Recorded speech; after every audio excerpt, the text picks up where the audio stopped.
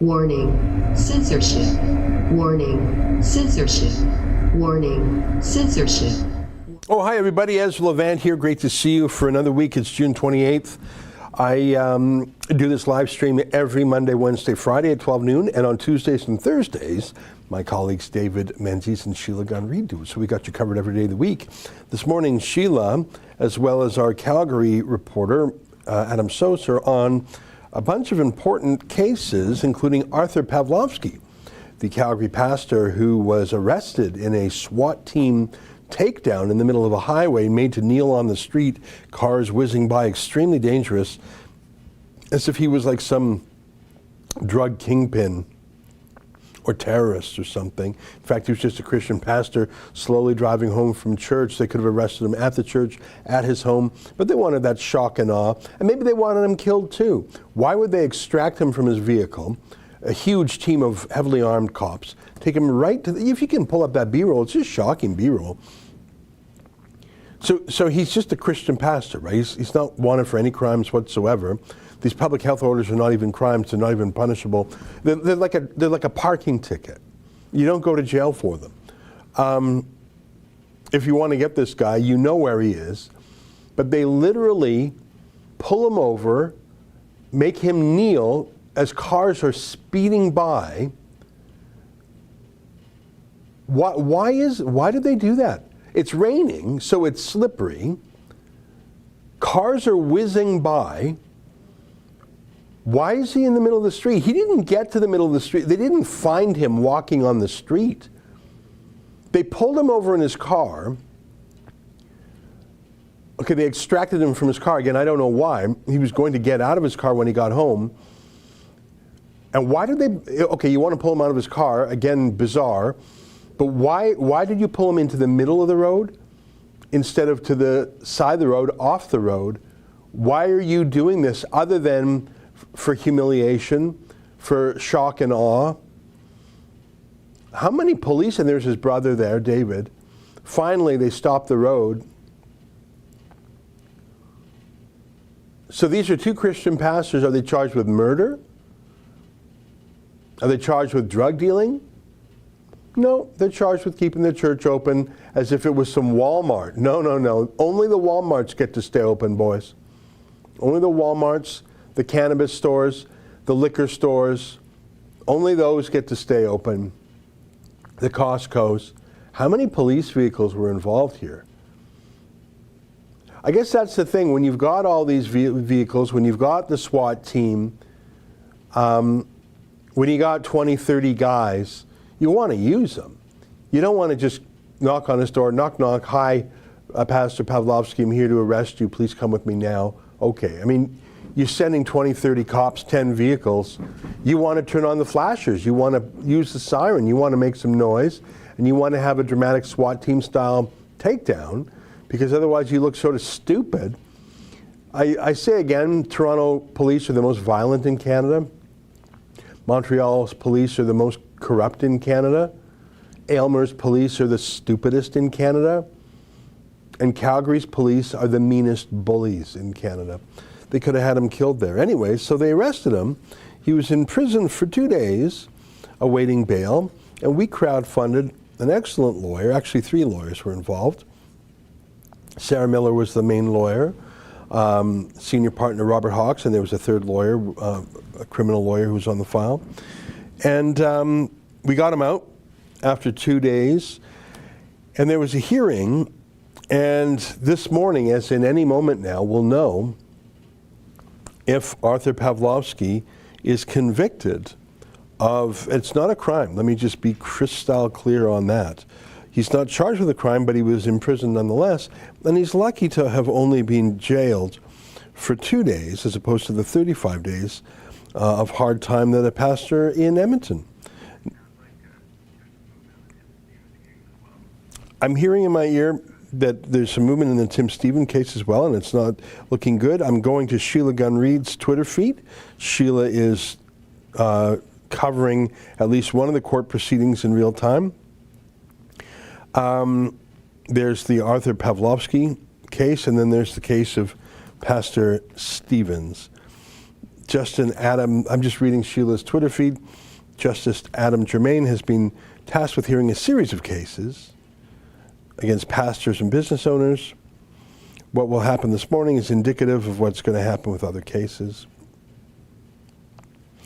And then Sheila says, after Art receives his decision, Chris Scott of the Whistle Stop will receive his decision.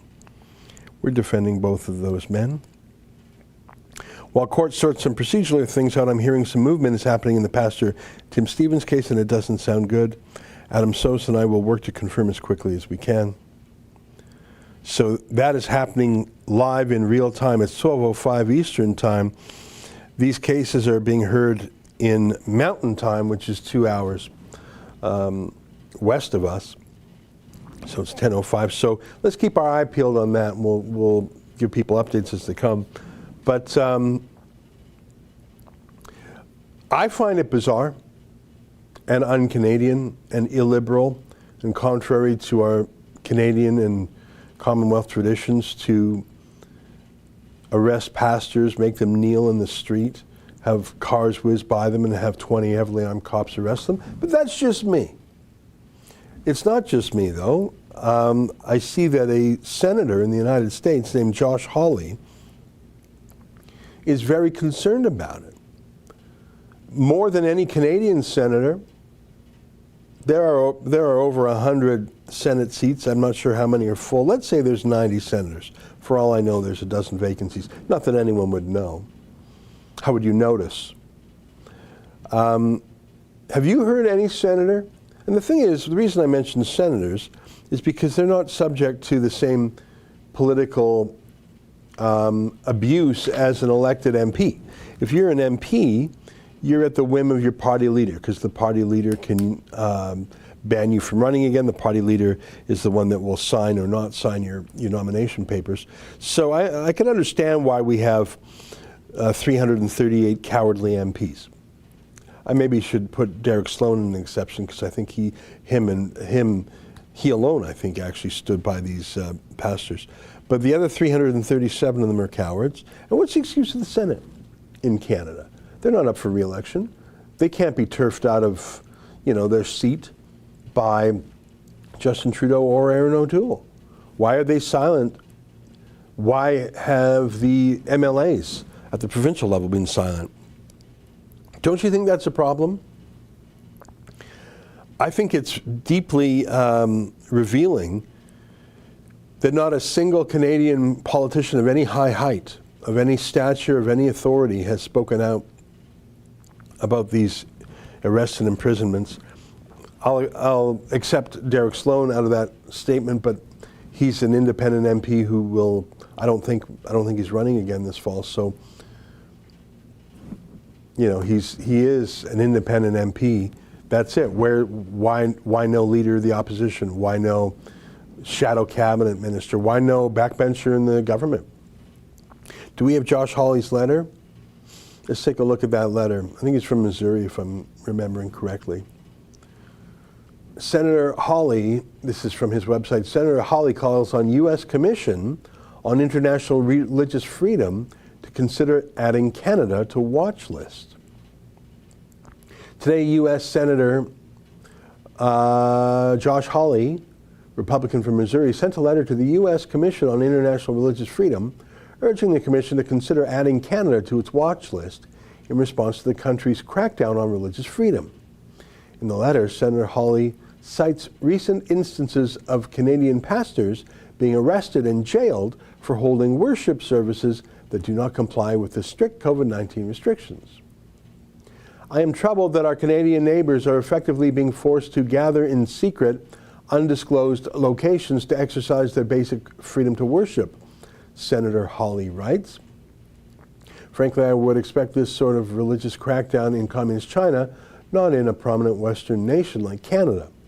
Canadian authorities' arrest of faith leaders and seizure of church property, among other enforcement actions, appear to constitute systematic, ongoing, and egregious violations of religious freedom. That's good points, and you can see the full letter right below. He's writing to the Commission on International Religious Freedom. I won't read the whole thing. Dear Chair, what's the name there? Manza? Am I saying that right? Manza? Yeah, Chair Nadine Manza. One of the most fundamental human rights is the freedom to practice one's faith according to the dictates of one's conscience. Last year, I urged the Department of Justice to bring federal lawsuits to uphold the rights of houses of worship burdened by unjust restrictions. Now I am writing to express my deep concern that this freedom is in peril across our nation's northern border.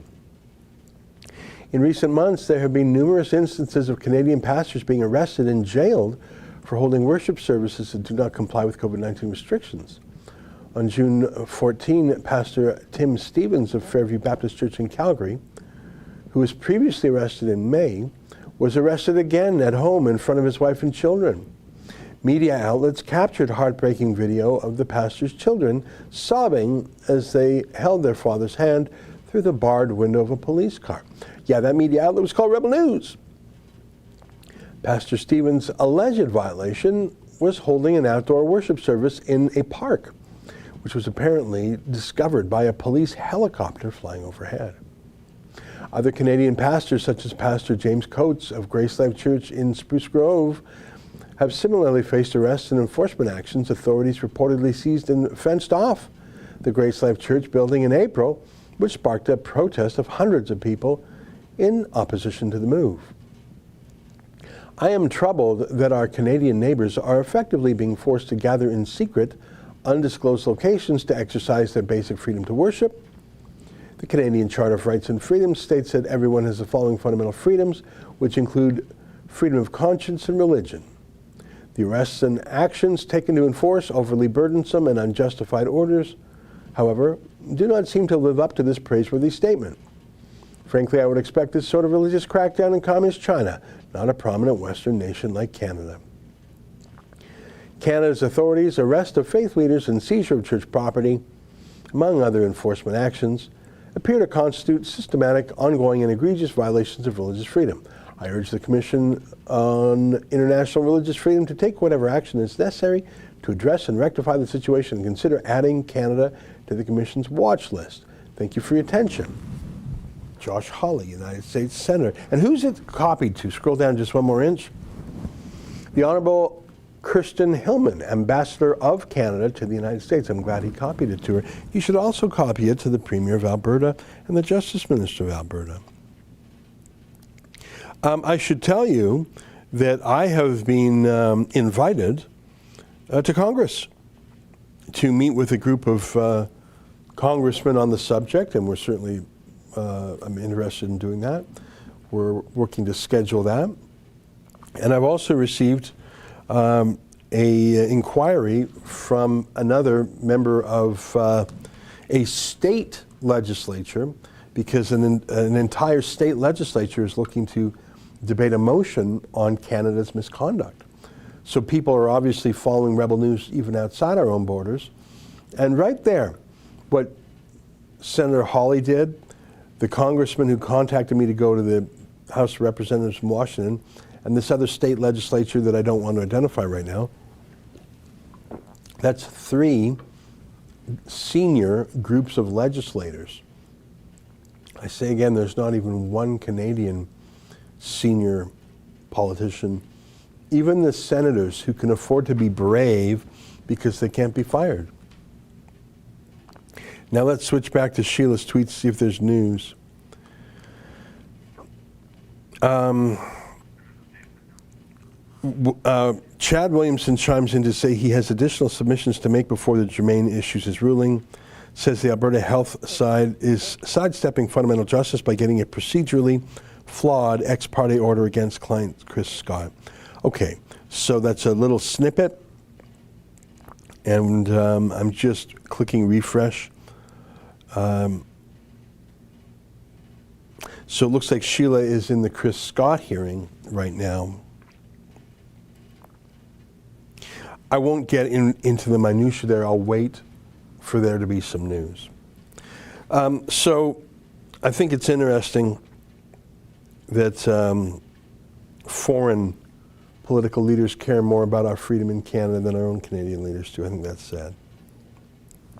But we are famous Here's Ron DeSantis, the most consequential governor in America right now, and I would say a leading candidate for the 2024 Republican nomination for president. Ron DeSantis, just as a throwaway line, using Canada as a punchline for what could have happened had they made the wrong decisions. Take a look. You see it in a number of different ways. Obviously, we were the leading state fighting against coronavirus lockdowns.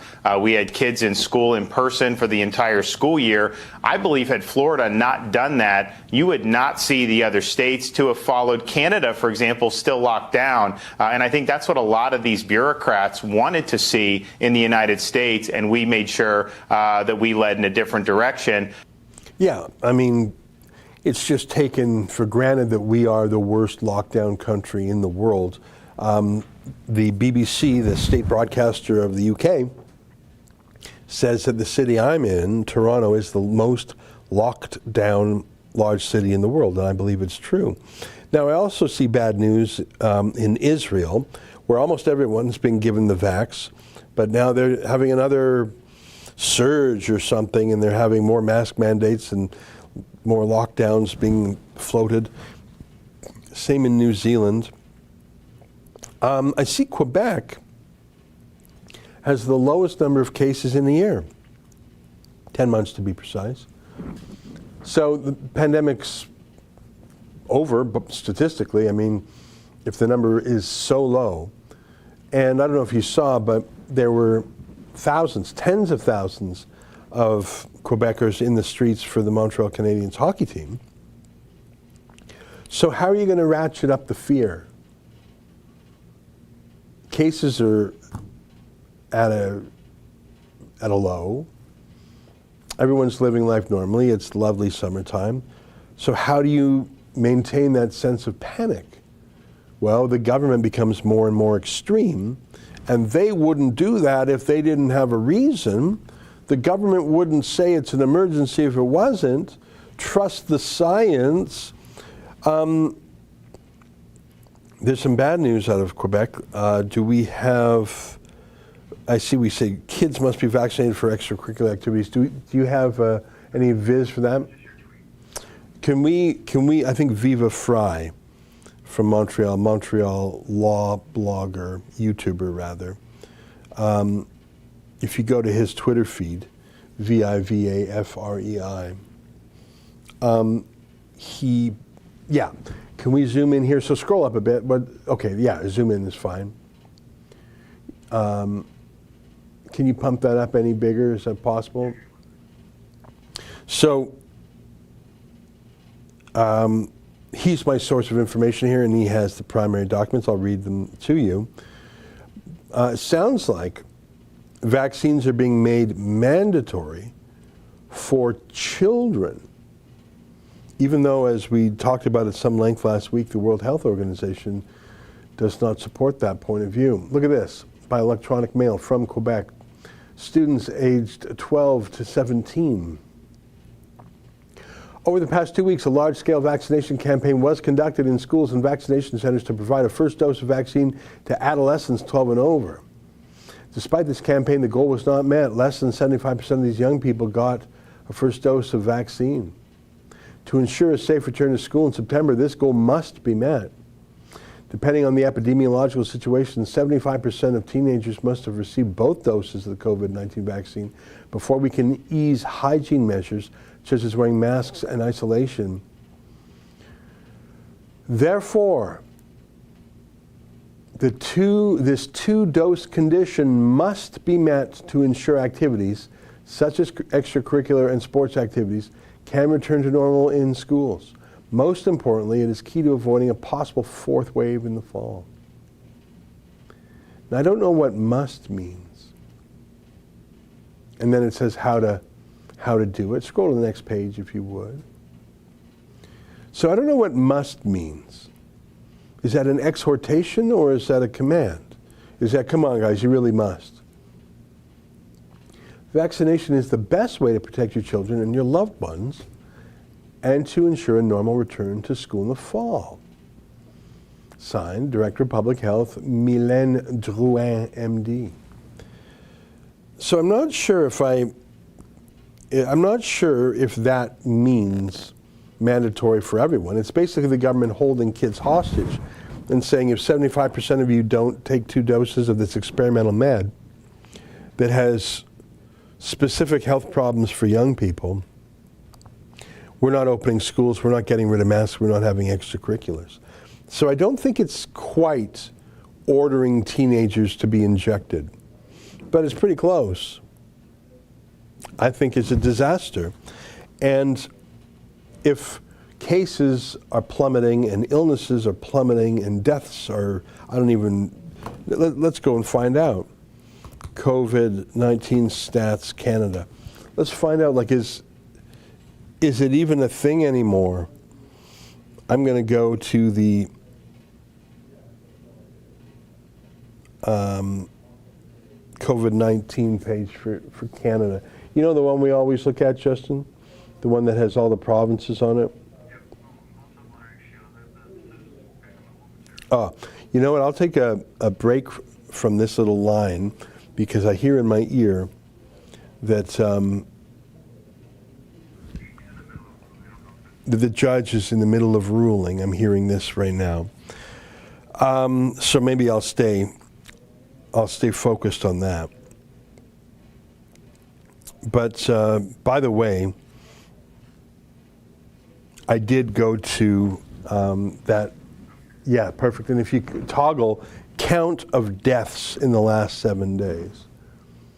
So all of Quebec, which has, I forget the population of Quebec. I don't want to guess. 8.6 million. 8.6 million people, and in the last week, 11 have died from coronavirus. 11. Of course, the average age is over 80. Average, one of them had massive comorbidities, 2, 3, 4 underlying conditions. So out of 8.5 million people, 1 or 2 are dying every day. And you're saying to the young people of that province, you who are the least likely to be affected by the virus, if you don't take this experimental med, you're not allowed to go to school without a mask or have extracurriculars. By the way, on that same map, in the last week, like, it's incredible, BC, Alberta, Saskatchewan, all the Atlantic provinces, all the far north, single digits. Ontario has a higher number, frankly makes me dubious, makes me skeptical of their methodology. I don't trust anything from the Doug Ford government, but you got to admit, the deaths in the last 7 days, every single province and territory, single digits, except for Quebec, which is 11, in a week. And Ontario, which is 107. And again, I don't even believe that, to be honest. I'm scrolling down. I'm looking at the graphs for most provinces are a completely flat line. Like, it's just not even a thing anymore. That's why they're getting more and more crazy. We got to keep those pharmaceutical companies happy.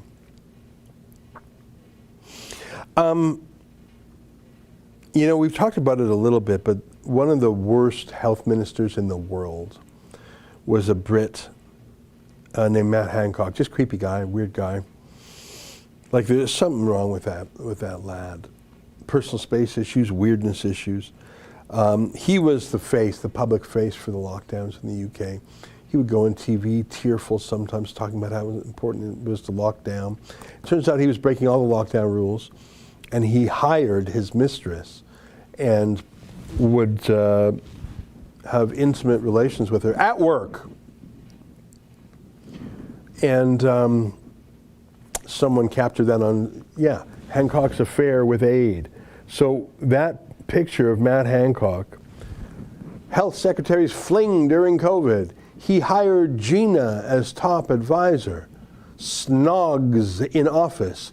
Cheats on wife. Yeah, his wife of many years, the mother of his 3 kids.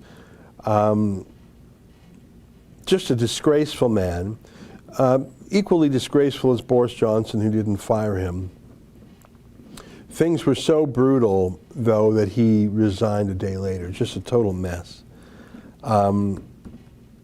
what was so gross about Matt Hancock, who's one of the worst politicians in the free world, is that when he announced he was resigning at first, he said, or when he was caught at first and didn't resign, he didn't mention his betrayal of his wife or kids. He apologized for breaching the guidelines. The problem isn't that you breach the guidelines, mate. Everyone in the United Kingdom breaches the guidelines because the guidelines are so stupid.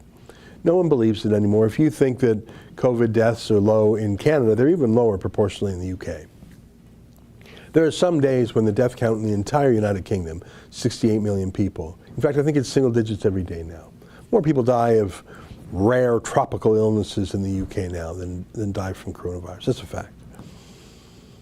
So it's not the problem, mate, it's not that you breached guidelines. No one's following the guidelines, certainly no one in government is. We know that.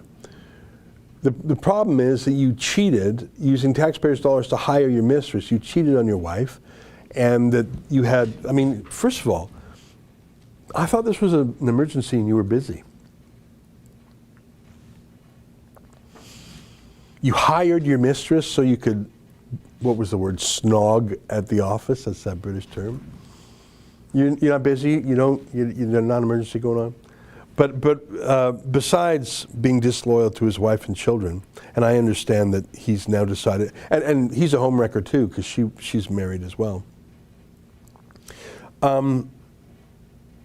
It's that he was scolding other people, shaming other people, condemning other people for those guidelines while he himself was breaking them. It's not that he broke the guidelines.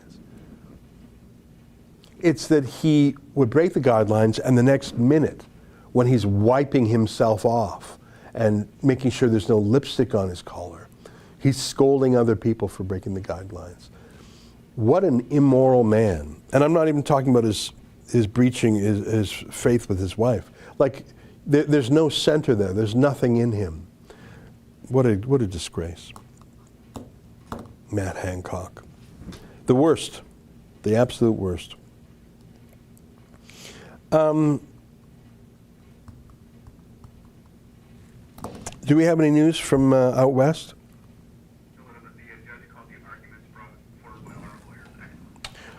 And where do you see that? It's from Twitter?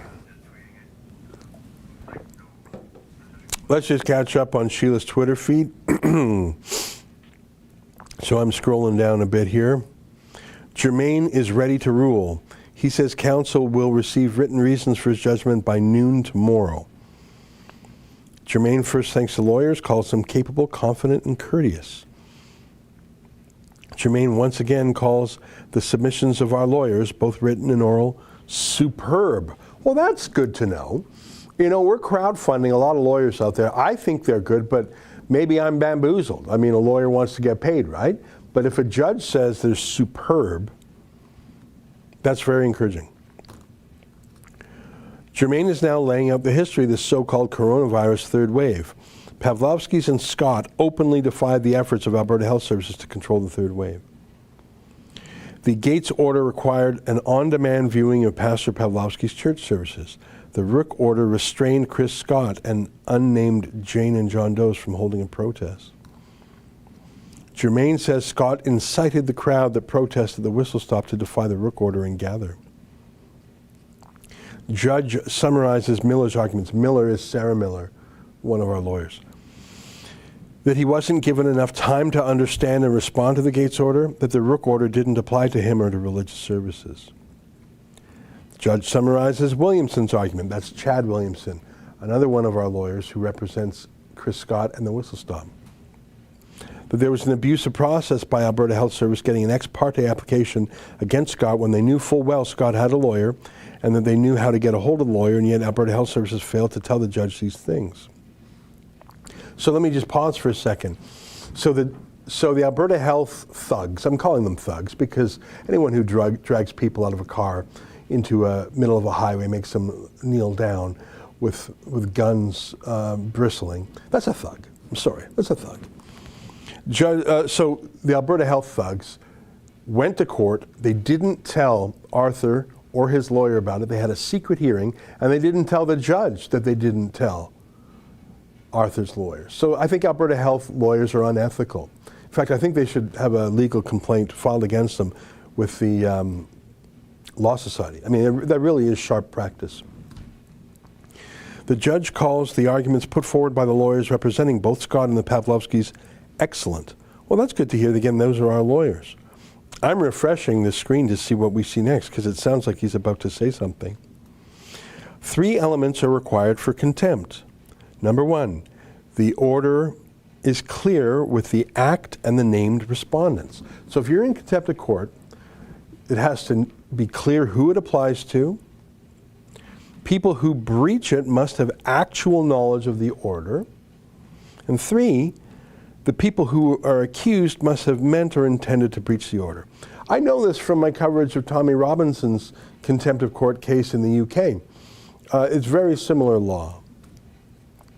So this will be interesting because, so Justin's going to keep refreshing this. Because in one case, I think they handed an order to Arthur, Pastor Arthur, and then proceeded against him like 120 seconds later. I don't even think he had a chance to read it. In another case, like you're just having a contempt order against John and Jane Doe. What? So you're just like that? I don't even think that. I've never heard of that before. I think Alberta Health Services are thugs. I am, after this show, and once the court is done, I'm going to talk to our lawyers to see if we should file ethics complaints against the Alberta Health thugs for what they've done here, because I think their conduct is atrocious. Let's see what the judge says first.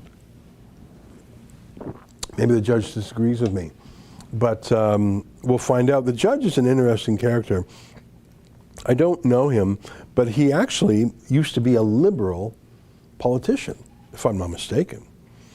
So I have no idea where he's coming from on this stuff. Hopefully he's just following the law.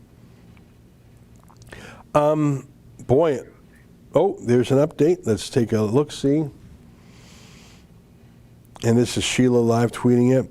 Jermaine, all 3, the Pavlovskys and Scott, are guilty beyond a reasonable doubt of contempt of the Rook order. The Pavlovskys are also guilty of contempt of the previous Gates order. So those are 2 different judges that issued those orders. Art was given just 2.5 minutes to understand and comply with the Gates order. So it sounds like the judge is coming down like a hammer on the Pavlovsky brothers and Chris Scott. So I think Alberta is going further and further down the road of abusing these Christian pastors and that brave restaurateur. I'm very interested to see what happens next. I think that we need to hang this around the necks of the government of Alberta and particular politicians and particular lawyers like a stinking albatross, and never let them forget who they are and what they did. I think that anyone who is a conservative and believes in limited government, anyone who's a Christian and believes in freedom of conscience, anyone who believes in science and can't quite understand why Walmart, Costco, drugstore, cannabis stores, liquor stores, NHL teams are fine, but churches are not. Anyone who's not any of those things, but thinks it's a disgrace for Canada to be taking a page from communist China, I think that any such person should never allow the disgraced government of Alberta to live this down ever. I just don't think it should ever be forgotten. Let's refresh and see if there's any more updates. It's 12:34. Sheila says, there you have it. The government can get a secret order against you without informing your lawyer that they know about this, and they know the lawyer. They can stick the order in your hands, or in the case of the Pavlovskys, drop it at your feet in a plastic bag, and if you don't immediately obey, you can go to jail. Huh. Can you imagine Alberta's motto is strong and free? I don't think Alberta has lived up to its motto. Now, obviously, the clients are the clients, but I, as the founder of the Fight the Fines project. Now, obviously, our viewers are the ones who crowdfund it, but my immediate instinct is to appeal. To appeal for a number of reasons. To appeal because we can't stop fighting as long as there's a chance. We have to keep fighting as long as there's a chance. I think also to make the government really own this and wear this and not let this fade away, I think we have to appeal this to the Alberta Court of Appeal. And if that loses, I think we have to appeal and seek leave to appeal to the Supreme Court of Canada. I think that we have to fight this until the last flicker of hope is snuffed out. So that's what I'll say to both Chris Scott and the Pavlovskys. They are the clients, though, not me, so it'll be their decision, not mine. But if the question is, will we fund it? Will Fight the Fines fund it? The answer is, of course. I mean, I suppose that's up to our viewers. So let me catch up with some super chats. On Rumble, and by the way, Donald Trump, the 45th president of the United States, has, is he 45? Is that he is? Trump is, was he 45? Yeah. He has officially joined Rumble. And last I checked, he had hundreds of thousands of subscribers to his channel right away, so Rumble's getting some more folks joining them. SuperU.net is a Canadian free speech alternative. We're on that system. Odyssey.com. And of course, the censorship channel of YouTube. So on Rumble, Chrissy's Kingdom. Because the health officials were humiliated when Pastor Arthur kicked them out of their church, it was an act of vengeance. Absolutely it was. And they said as much in their pleadings. They were really mad that Arthur Pawlowski compared them to Gestapo. Yeah, well, then don't be so comparable. Rumble MVP 9337, there should be international condemnation for what they're doing to Christians in Canada. Yeah, I agree, but hey, how about, can we have some national condemnation or some provincial condemnation too, or just no? Happy Chat from History Club World. Do you think anything will actually happen because of this, or is it going to fail? Follow History Club World on Instagram. Look, I don't know. I think that the entire establishment has failed during COVID. And I had some hope that judges, being somewhat insulated from politics, could have made the decision to uphold freedom. No other institution in society has done so, certainly not the media, not the governments, and not the opposition parties, not academia, not popular culture, not anything. So here we have a judge, a Liberal Party judge, siding with the lockdowns. I think the fact that it's a Christian pastor is very noteworthy because it's the one last acceptable bigotry. If I'm counting correctly, there have now been 5 Christian churches burnt in arson in Canada in the last week, 5 of them. Not a peep from the Prime Minister or any Premier about that I have seen. So I think it's just anti-Christian bigotry. So yeah, it's a little bit pitiful. We have to rely on the Josh Hawleys of the world to care about religious freedom for Christians in Canada, but there it is. On Rumble, Rich Adio AHS is the new law authority in Canada. Yeah, you know what, we had can you go to shameonshandro.com? Shame on Shandro, Shandro. We rented a Jumbotron truck, which is like a truck with a big digital video billboard on it. And we tooled around town, including in front of his office. Can we show some of that truck? Especially right outside Tyler Shandro's own office. Let's just show what that looked like a bit. So you can see the truck there. And we tootled around town for a couple of days. We took it to City Hall, I think. We took it to Tyler Shandro. He's the health minister. His office, the security guards, were very brave until we asked them to show their own ID. And then they ran away. They scurried away. They were a little bit afraid. And I got some private emails from some high-ups in the Conservative Party asking me to stop doing this. And I wrote back a very lengthy email explaining why we would not. I should probably publish a version of that letter. I don't want to reveal who reached out to me in confidence, but yeah, we're not stopping.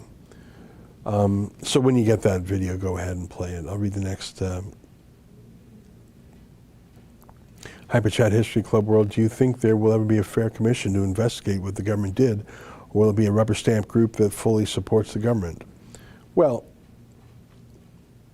if the government appoints its own inspector, the government will exonerate the government. I think that's pretty clear.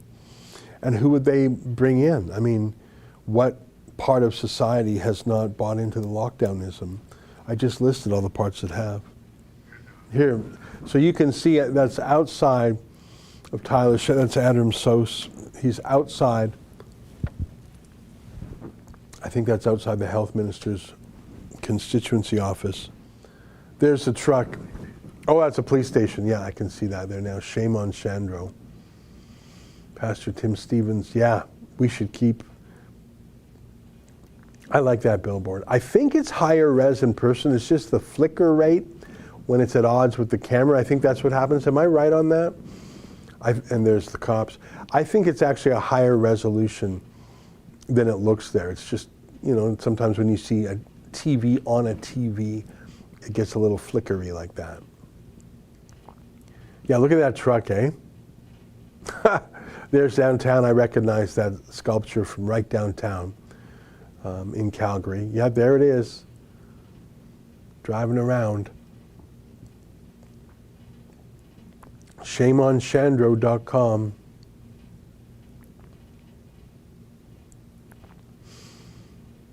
Yeah, arresting those kids' dad right in front of them. Here, can we hear the volume on that? Is it possible to get the audio?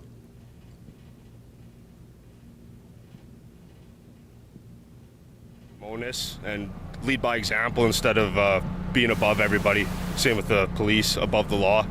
I'm not into that. I think everybody should be treated equally, and that's how we should keep going. I think they deserve to go to jail like anyone else. That doesn't make them God just because they're a pastor. Yeah. That's about all I have to say. But do you think the politicians should be getting off scot-free? What do you think the reason is for that? Well, it's because they're in a position of power, and it's very difficult to do anything about them, really. You know, they kind of control a lot of the cops and media and all that together, so it obviously makes it a bit difficult. Do you think that there's a double standard where Jason Kenney and Tyler Shandro and these guys can party at the Sky Palace and Christians are being thrown in jail for gathering for worship? It's very obvious if you put it in my perspective, because it makes so much sense, right? Like, this guy's out here partying, having fun, doing things that aren't so holy, but he's arresting the holy ones. Isn't that kind of ironic? Well, I would think anybody that's in charge of investigating or putting anybody else behind bars for anything should probably be looking at his own record first. I mean, he might not be the person they want to put in head of an investigation of other people of any kind, Christian or otherwise. Oh, absolutely. I mean, you know, I wouldn't classify myself as a conservative, but I still think that in both cases, I think that both people should be prosecuted. The government needs to, be held accountable just as much as the pastors have been. And I'm not saying that, for any reason that, a pastor should be prosecuted because they're a pastor. It's more because they, broke the law. Just as Shandro should be, and Kenny, all of them, if you break the law, you should face the consequences of that, So we're in Inglewood, Calgary, and this is sort of one of the liberal hearts of this great city. We've had quite a few people tell us that they're simply not fans of Rebel News. Shockingly, when we were over at the police station, they were fans of Rebel News. That's not the take we're appreciating. But a few people we've talked to have sort of agreed that Tyler Shandro has overstepped, certainly. Other people, though, they simply say that they hate us and they keep on moving. Noticed you guys filming. Do you care to share any commentary on these pastors being arrested by Tyler Shandro? They should have gotten arrested. Oh, do you mind sharing why? Because they're, I don't really want to talk to you, actually. I'm not a big fan of Rebel Media, so I'm just gonna... Can we ask why, or? No. Okay, sure. Have a nice day. Nothing good. I don't make it good of any of this stuff. I don't think anything. Adam's doing a really good job there. I'm really glad we did. You know what? And you can see that we're raising money for that at shameonshandru.com. Looks like we've raised $13,000. That truck costs about $2,000 a day. And we had it for a few days, and we're going to use it at the Stampede for a few days. So really, if you like that truck, every $2,000 we get, plus tax, so let's say $2,500. It's actually $2,250 a day, if you want to be precise. So $4,500 for 2 days is what it is. So we now have enough for almost 4 more days. And I'd like to keep that truck going. I'd like to bring that truck up to Edmonton maybe. Or maybe keep it in Calgary, I don't know. So if you want to support that truck, I like that truck. If you do too, go to shameonchandru.com and chip in, because it's about just over $2,000 a day. I'm back on Sheila's Twitter feed. So all 3 of our clients were convicted of contempt of court.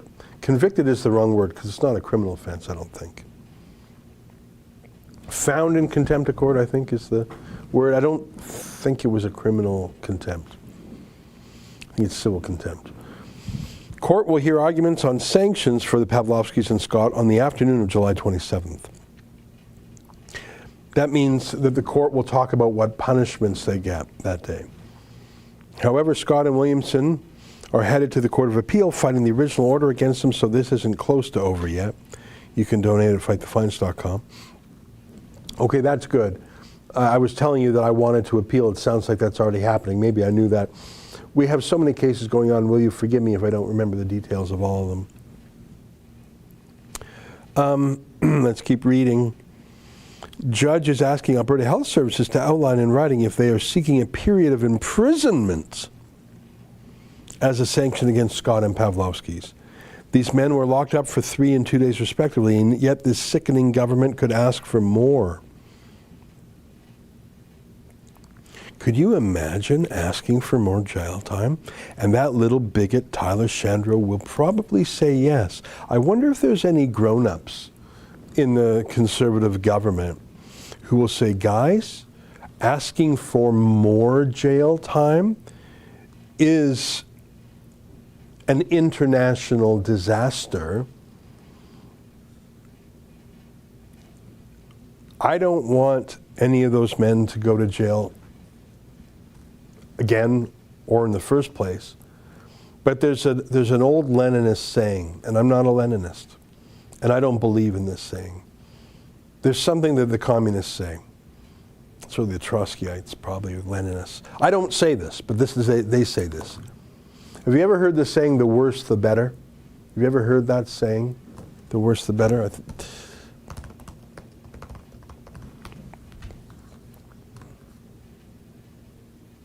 Yeah, you know what?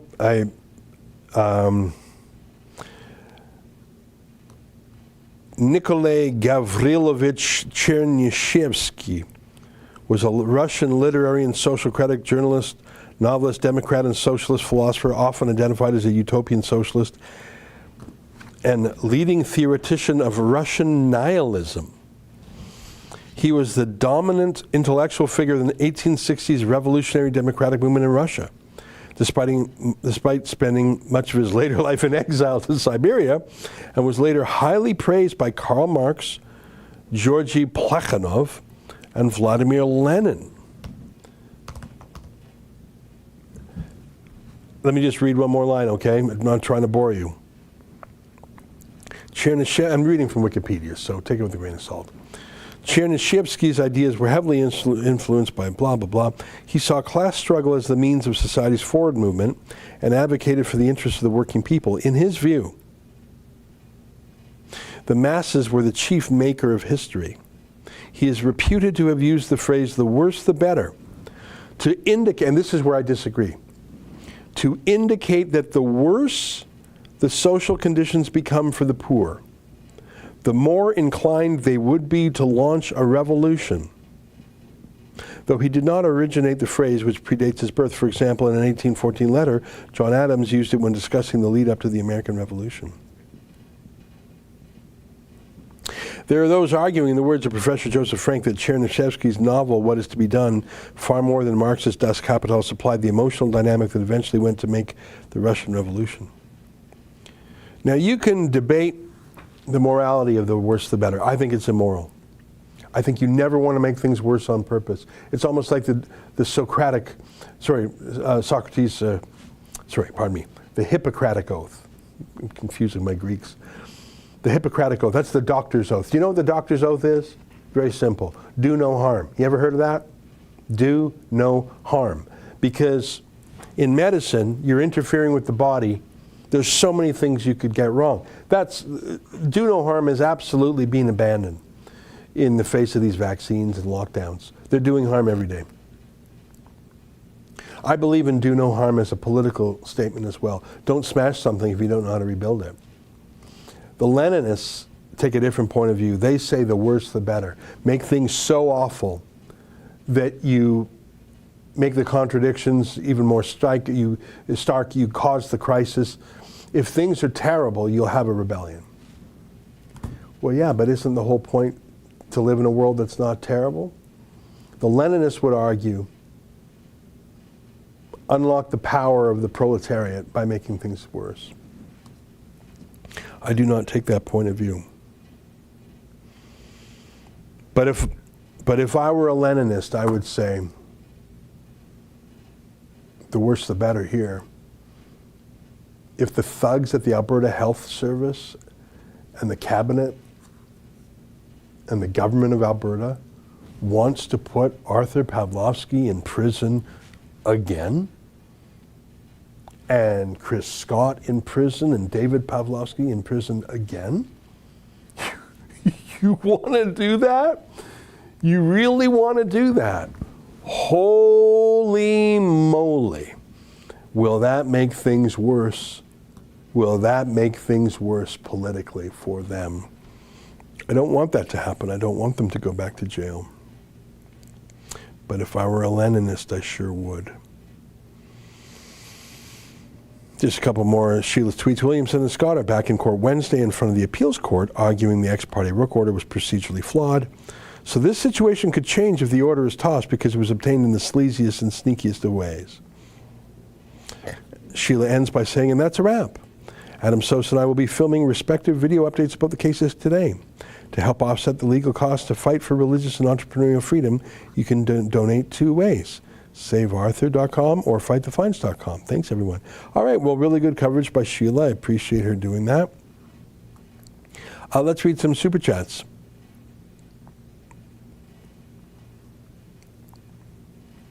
Super You, Hammers Girl 88, must appeal, cannot give up. I agree with you.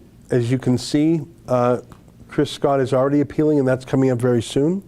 So I'm glad. I think our whole team knows we always fight to the end, right? So I don't think I need to call and tell the lawyers that. So I will, but it sounds like that's in hand. On Rumble, Chrissy's Kingdom, conservative leaders need to learn to do something. Almost 2 years, none of them have helped. Oh, exactly right. Exactly right. Hyperchat, Agatha. I love the Jumbotron truck and think we should keep it going with different messages, better than a billboard. Yeah, I like it for two reasons. First of all, you can have it's got sound and moving pictures, so it's powerful. And you can move it anywhere you want. Tyler Chandro's riding. Office. Police Department. City Hall. We have a static billboard on Highway 2 in Alberta between Calgary and Edmonton. And that's great. It gets a gazillion views a month. But I like the mobile digital Jumbotron trucks. Hyperchat One Library from Mimi J. Thank you. Agatha, again, next Jumbotron truck should shame Calgary Mayor Naheed Nenshi and the Calgary Police Services. Yeah, I don't think they know shame. I don't think they can be shamed. Hyperchat History Club World Rebel should buy a bunch of these Jumbotron trucks and have them drive around every city in Canada. Shame on Chandro and other people in Alberta. Shame on Ford in Ontario. Follow History World. We could buy a truck. Those trucks are probably, what do you think they are, like 50 grand a truck? Yeah, like it's expensive. They'd be, yeah, the driver and the gas, and it's more than 50 grand. What am I saying? Like a big SUV is 50 grand these days, right? To get that truck with that, and you need the power plant. Like that thing takes power. I don't know how that's powered. Is that it runs off the gas engine? That's a lot of electricity. But you need the driver. And by the way, well, yeah, and you got to move it around. So we've used Jumbotron trucks in a great number of cities, and it's my experience that you don't want to own that. And because you don't know what city like we've even had one in Florida. We even had one. We had one in London, England. So, you don't know where you're going to need one. So if you actually bought a Jumbotron truck and kept it in Calgary or Toronto, great, but what if you need it halfway around the world or even halfway around the province? So I think it's, I have friends who've bought a vacation home somewhere. In Toronto, a lot of people, they buy a little getaway at the lake, and I get it, but that sort of locks you into going to that lake every single time, which is fine if that's your family tradition. But let's say you want to change a pace. You want to go somewhere else. I think it's the same thing with a Jumbotron truck. You buy a Jumbotron truck, okay, well, you'd better use it a lot in Toronto or wherever you have it, but it sort of precludes you from going other places. Anyways, I don't know if that metaphor works.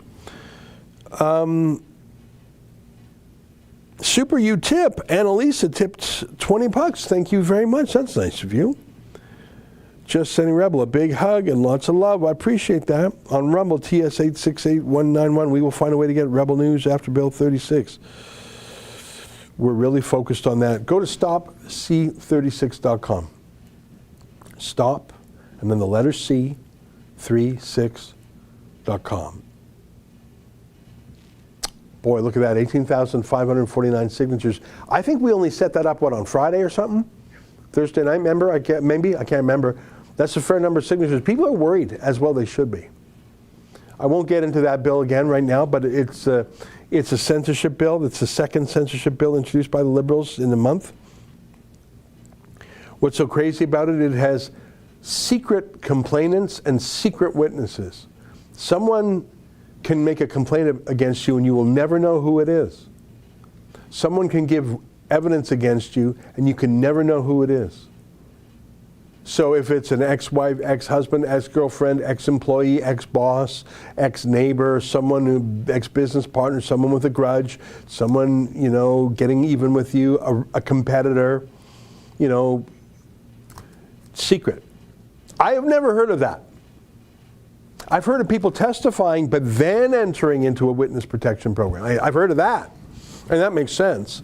But you have the right to face your accuser. In fact, I watched The Godfather last month again, and I think it was like in the second movie, maybe it was the first one, they were testifying against The Godfather, Michael Corleone.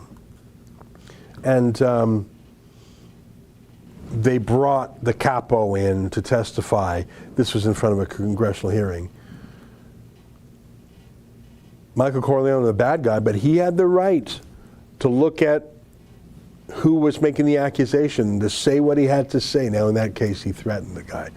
But, so maybe the example isn't perfect, but if someone is, a lot of witnesses have come with dirty hands themselves. They have maybe they're hiding something themselves. Maybe they have culpability themselves.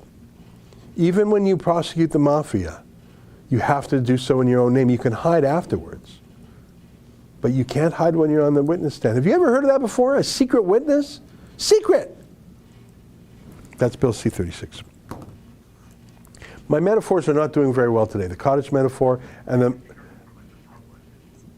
Yeah, but it's secret from everybody.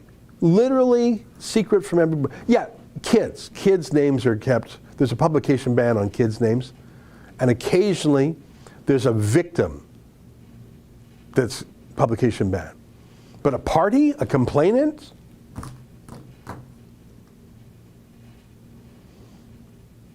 No, it's not from the defendant, not from the suspect, not from the person whose life hangs in the balance. History Club World, you should make a documentary about the Barbecue Rebellion and all the other Canadian actions against COVID lockdowns. A good 10-part documentary with interviews with cops, politicians, maybe bureaucrats. Yeah, I don't think cops, politicians, or bureaucrats would talk to us, do you? Rumble, joyful art from the heart. Think about it. They don't need anyone to complain. The government would be the complainer. It's a dictatorship. Well, that's a great point. I mean, I showed you about a month ago that a lobby group called the Canadian Anti-Hate Network, what a ironic name that is, received a $250,000 grant from Stephen Guilbeault to file complaints against the enemies of the Liberals. So, that's already in hand. All right, well, that hour certainly went by quickly. I just want to leave you with a palate cleanser. There's a congressman named Mo Brooks, and he was accosted by Jim Acosta of CNN, and it's just a little exchange. I liked it. Take a look at this. So you take the bike to work, huh? Sometimes. Congressman, is there any way we could get you to talk about January 6th? I do not do interviews with CNN because I do not trust CNN to be honorable or truthful. Well, can I ask you, do you still believe Antifa was behind January 6th? I've already said what I'm going to say. I don't trust y'all to be truthful or honest. Well, can you tell us if you regret what you said on January 6th? I do not trust CNN to be truthful or honest, so I do no interviews. Well, I'm just asking you CNN. questions. I'm asking you fair questions here, sir. Why can't you answer the question? I do not trust y'all to be truthful or honest with anything CNN does. It's on video. If you can just talk to us for a moment. Oh, you guys will lie through your teeth any chance you get. Well, give you the chance to come on if you don't mind. You know, there's a lot I like there. But the one thing that surprises me, it looks like a really nice day in Washington, D.C. You saw the police cop, the bike cop nearby, which I was glad to see. That's a Republican, Mo Brooks is his name. He's actually riding a bicycle. Looks like a nice, I bet his apartment is really close by. Like a lot of politicians, obviously they live in their home district, and they have like a condo or an apartment in the Capitol, probably as close to work as possible. I suppose some are in a hotel, but if you're there for a while, you may as well buy or rent.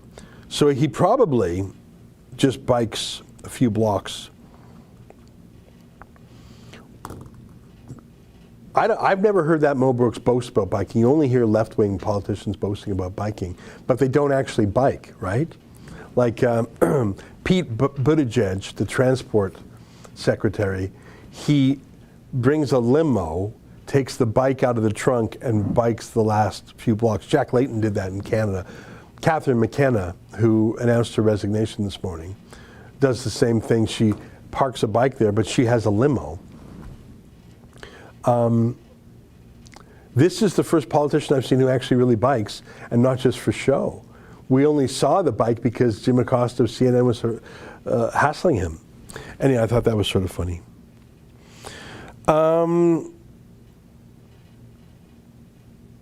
All right. Well, I should go because it's 1:02 Eastern time, and there's a lot going on. I got a lot of work I got to do, but it's a pleasure being with you. Thanks for joining us on the various platforms: Rumble, Super U, Odyssey, and YouTube.